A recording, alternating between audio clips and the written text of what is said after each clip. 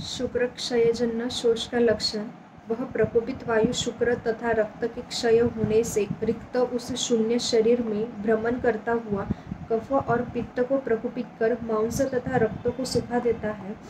फिर कफ एवं पित्त को बाहर निकाल गिराता है, दोनों पार्श्वों में पीड़ा देता है, अंशों को पीड़ित करता है, कंठ को विकृत करता है, कफ को प्रकोपित कर कफ से शरीर को भर देता है, संधियों को पीड़ित करता हुआ अंगमर्द, अरुचि और अपचन उत्पन्न करता है, पित्त और कफ के उत्क्लेश से प्रतिलोम गति वाला वायु, ज्वर, कास, श्वास, स्वरभेद और प्रतिशाय उत्पन्न करता है।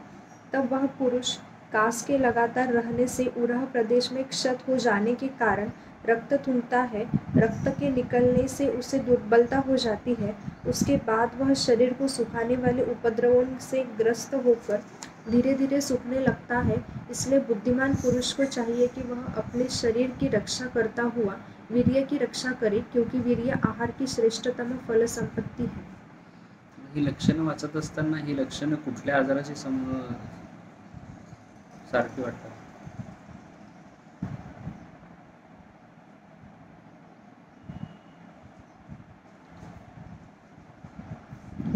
प्राणव स्त्रोतसचे पण काही लक्षण आहेत नाही, मॉडर्ननुसार विचार करते मी सध्या.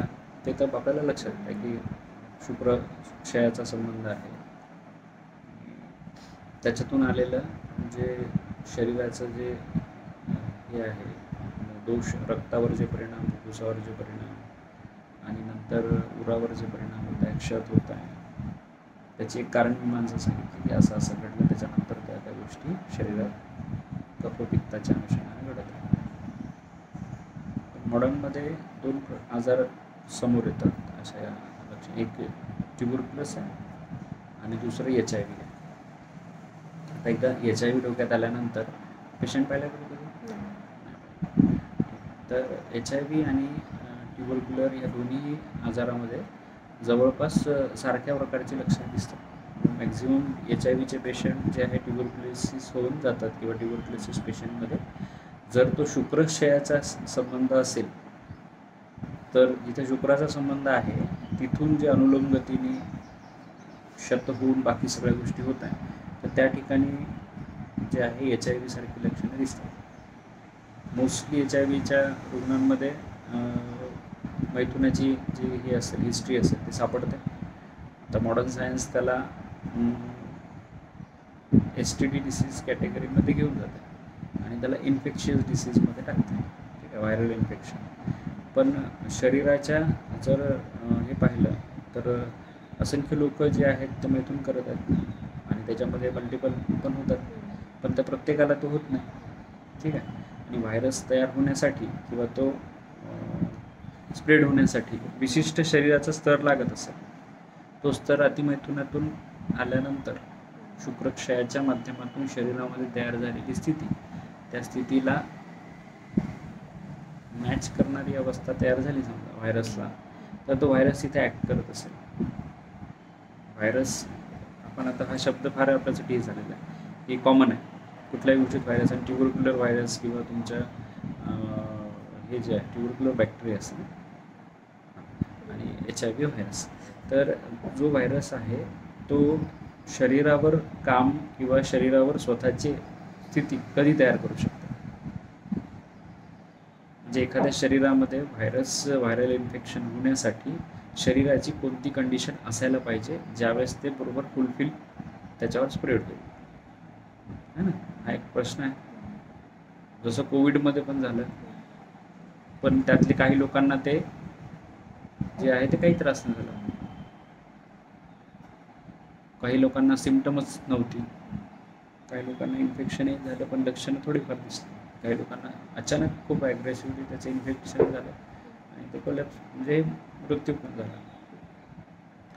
तर अशा वेगवेगळ्या कंडिशन असतील तर शुक्राच्या बाबतीत क्षय होऊन जर तिथे जी अवस्था तयार होईल आणि त्यात जे इन्फेक्शन होत असेल, ठीक आहे, आपण मानू आपल्या आयुर्वेदात पण हे सांगितलेलं आहे की तुम्ही एक जे हेतू आहे तो अधिग्रह त्याला म्हणतो आपण, तो हेतू असू शकतो. व्हायरस हेतू जे आहे, जीवाणूजन्य हेतू जे आहेत ते असू शकतात. आपल्या याच्यात जनोपबंधांचं सांगितलेलं आहे. त्यांनी काही मान्य नव्हतं केलं असं नाही आहे की आयुर्वेदामध्ये हे नाही आहे, असं काहीच नाही. आयुर्वेदामध्ये व्हायरसचा कुठं कन्सेप्टच नाही असं नाही आहे, ते आहे, पण त्याला जे आहे सन्निकृष्ट हेतू न मानता विप्रकृष्ट हेतू मानलेला आहे, दूरचा हेतू आहे तो. पण शरीराची अवस्था जी आहे ती प्रथम तशी असली पाहिजे, तरच तो त्याला काम. बाहेरून कोणी आपल्या घरात कधी त्रास देईल? जेव्हा घरातले लोक त्याला येऊ देतील तेव्हा, किंवा त्रास देण्याची क्षमता त्याची कधी वाढेल? जेव्हा सपोर्टिव्ह असेल. घर का भीती लंका ढायासा आहे. विभीषणाने जे हे केलं, रामासोबत जी संधी केली होती, त्यामुळे रावणाचं जे आहे ते घात झाला आणि रावण हरला. पण घरचा कोणीतरी सोबत दिल्याशिवाय बाहेरचं येऊन त्याच्यावर अटॅक करू शकत नाही. तर ते जे आहे हे शरीराच्या बाबतीत तसंच आहे. व्हायरल किंवा बॅक्टेरियल इन्फेक्शन जे आहे ते नंतर ॲक्ट करते, शरीराची अवस्था तशी असेल तर, नाही तर नाही करत. ही गोष्ट मान्य आहे ना? मग शुक्रक्षय जे आहे किंवा शुक्राचा अतिशय प्रमाणात प्रवृत्ती होणं आणि नंतर शरीराची एक अवस्था तयार होणं, त्या अवस्थेमध्ये शरीर त्याला मॅच न करू शकणं, आणि नंतर मग व्हायरल इन्फेक्शन, ट्युबरक्युलर बॅक्टेरियल इन्फेक्शन होऊन शरीरामध्ये लक्षणं दिसणं. तर ट्युबरक्युलरच्या पेशंटमध्ये रक्तस्टिवन आहे, HIV पेशंटमध्ये पण रक्तस्टिवन आहे, तिथं तुम्हाला ब्लड जे आहे हे व्हायला लागते. पण नॉर्मली तुम्ही त्यांच्याकडे पाहिलं तर ते जाणवत पण नाही HIV पेशंट आता, है ना? म्हणजे काही असं वेगळं त्यांचे लक्षणं दिसत नाहीत, पण ते त्या स्टेजला गेल्यानंतर मग ते इन्फेक्टिव्ह जे आहे ते लक्षणं दिसायला लागतं. असं होऊ शकतं की सुरुवातीच्या काळात ते इन्फेक्शन आहे असं लोकांना माहीत पण नसेल, पण एक तशी कंडिशन म्हणजे एक व्हायरल असं मॉडर्न सायन्सला वाटतं. आणि मॉडर्न सायन्स त्याच्यानुसार शरीराच्या अवस्थेवर ट्रीटमेंट करायचा प्रयत्न करते, पण ती व्हायरसवर ट्रीटमेंट आहे असं सांगते. ठीक आहे, ती ओव्हरकम करता येत नाही म्हणून व्हायरल इन्फेक्शन कमी होत नाही आहे असं म्हणून ती ट्रीट करते. समजलं मला काय म्हणायचं आहे? अवस्थाच बदल करू शकत नाही आता चिकित्सा होईल का? नाही होणार. आणि किती व्हायरल असेल, बॅक्टेरिया असेल, त्याला ओव्हरकम करता येईल की नाही? शरीरावर डॉमिनन्सी दाखवावं लागेल. शेवटी काय आजार काय, दोन योद्धे आहेत, ते एकमेकासोबत लढत आहे. एक शरीर आहे, एक व्हायरस, बाहेरची गोष्ट आहे. ते एकमेकासोबत लढत असताना शरीराला जगायचं आहे, आणि व्हायरस किंवा बॅक्टेरियल किंवा तुमच्या आजाराचे कुठलेही कारणं असतील आयुर्वेदानुसार, मॉडर्ननुसार आहे, तर ते एकमेकाच्या विरोधी काम करत आहे. त्याला शरीराला संपवायचं आहे आणि शरीराला त्याला संपवायचं आहे. दोन्ही एकमेकासोबत काम करत आहे. तुम्ही त्याला अँटीबॉडीज वगैरे म्हणतात मॉडर्नमध्ये, है ना, की अँटीबॉडीज तयार होतात. ते काय चालू आहे? ते दोघांचं युद्धच चालू आहे. शरीराची स्वतःची एक प्रतिकारक शक्ती आहे आणि आजाराची स्वतःची एक प्रतिकारक शक्ती आहे. ते दोन्ही एकमेकासोबत लढतात स्वतःच्या अस्तित्वासाठी. तर मग ते जे आहे, ते जे एक चाललेलं द्वंद्व आहे ते संपवण्याचं काम जे आहे ते शरीर करेल, नाही तर ते करेल. जर तुमची शरीराची अवस्था तुम्ही बदलू शकले नाही तर आजार तुमच्यावर हवी होईल, मग मृत्यू होईल. मग तसंच ज्या आजाराची अवस्था मॉडर्नला संपवता येत नाही, त्या अवस्थेच्या बाबतीत ते सांगतात की व्हायरल इन्फेक्शन आहे, ते त्याच्यावर हवी जाते. फक्त भाषा बदलली, ॲक्च्युली तेच म्हणायचं आहे, पण त्यांना याचं कारण माहीत नाही की का होत आहे. त्यांच्या जर शुक्रक्षयाच्या कन्सेप्ट क्लिअर असतील, याच्या कन्सेप्ट क्लिअर असतील शोषाच्या, तर कदाचित ते या अँगलनी पुन्हा अनुसंधान करून विचार करून ट्युबरक्युलर किंवा HIV सारख्या आजारावर नवीन एक संशोधन करू शकतो. काल आपण जसं त्याला रोबोटिकचं सांगितलं, तो अँगल का आला? कारण आपण त्या अँगलनी विचार करू शकतो. आयुर्वेदामध्ये ती विचार क्षमता आहे, कारण की तो सृष्टीच्या दृष्टिकोनातून विचार करण्याची प्रवृत्ती पहिलेपासूनच आहे. आयुर्वेदाचे सगळे हेतू, निदान आणि संप्राप्ती त्याच पॅरामीटरमध्ये बसवलेली आहे. पण मॉडर्नमध्ये तसं नाही. ते शरीराच्या माध्यमातून निसर्गासोबत कनेक्ट आहे, आपण निसर्गाच्या माध्यमातून शरीरासोबत कनेक्ट आहे. म्हणून आपल्या सगळ्या ज्या हेतू संप्राप्ती आहेत त्या शरीराच्या अवस्था बदलणार आहेत आणि त्यांच्या आजाराच्या अवस्था बदलणार आहेत. दोन्हीमध्ये मेन डिफरन्स आहे. त्या आजाराला संपवण्याचा प्रयत्न करत नाही, आपण आजाराला संपवण्याच्या प्रयत्नात पडलो नाही, आपण शरीराची अवस्थाच बदलण्याचा प्रयत्न करतो, आपण हेतूला संपवण्याचा प्रयत्न करतो, आपण ते कारण नष्ट करण्याचा प्रयत्न आहे ज्याच्यासाठी आजार सर्वाइव्ह होण्यासाठी पूर्ण चान्सेस आहे ना. आजार शरीरावर जो डॉमिनन्सी दाखवत आहे किंवा जी एक स्वतःची कुरघोडी दाखवत आहे ती संपवण्यासाठी कोणत्या गोष्टी कारणीभूत असतील आपण त्याच्यावर वर्क करत आहे. हा मेन डिफरन्स आहे मॉडर्न आणि आयुर्वेदामध्ये. आणि हा त्यांना कळत नाही आहे की ते चुकीच्या मार्गाने आजाराकडे पाहत आहे. त्यांनी पाहायला पाहिजे शरीराच्या माध्यमातून जे आहेत ते ज्या ठिकाणी वर्क करत आहे ती बॉडी. जसं आता समजा खूप चांगलं उदाहरण सुरू करतात. 2 देश एकमेकासोबत लढत आहेत. 2 देश एकमेकासोबत लढत आहे तर लढाई कोणत्या देशाच्या अनुषंगानं होते? काय प्रयत्न करतो दोन्ही देश?